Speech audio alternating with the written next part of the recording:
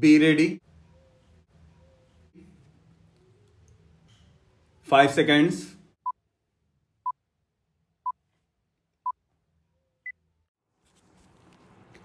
Start. I am indeed very happy to have this opportunity to be present at the inaugural ceremony of the 36th edition of the India International Trade Fair. This fair commences every year on 14th November, the birth anniversary of the first Prime Minister of India, Pandit Jawaharlal Nehru. The IITF is a mega projection of the new India that is fast taking shape. It showcases the vision of a glorious tomorrow, a spirit of excellence and achievement, and unparalleled investment opportunity through the prism of the Make in India and Digital India initiatives taken by the Prime Minister. The fair symbolizes India's commitment towards bringing the benefits of economic reform to its people from all walks of life, especially the underprivileged. I am heartened to see the considerable presence of foreign companies at the fair. I would like to make a special mention of India's continued endeavor of empowering and bringing together all constructive forces for a better world. The recent BRICS summit has created a great reservoir of goodwill, which is vital for consolidating our economic and cultural linkages and social bonds with countries across the world. India has always believed in the stability and growth of our neighboring countries. Putting people first is the guiding philosophy of our development cooperation partnership, focused on an agenda aimed at regional harmony, peace, and prosperity. We look forward to working together in priority areas such as infrastructure development, connectivity, capacity building, education, healthcare, and the setting up of development projects.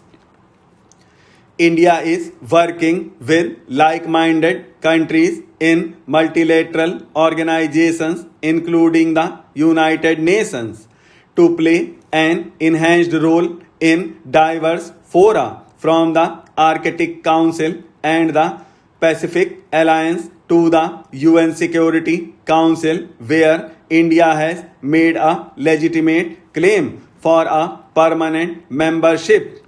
Apart from economic dimensions, I believe that a fair such as IITF provides an excellent opportunity to introspect on challenges, integrate minds, and prepare strategies for the mammoth task of nation building. As India strives to become a manufacturing hub in diverse sectors, it needs to increase its energy resources without compromising on the environmental aspects. Factors such as demography, development, and urbanization exert tremendous pressure on availability of resources. Large scale utilization of resources impacts adversely on the environment. Industry therefore needs to adopt eco-friendly measures and technologies for the development of the people.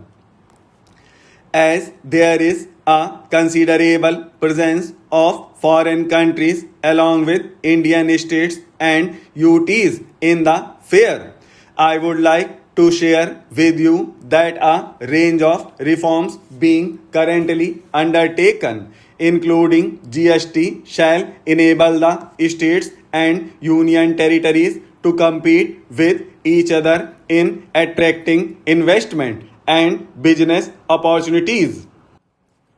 Over the medium and long term, these reforms shall also hopefully result in job creation, thus contributing to the growth impulses of the economy.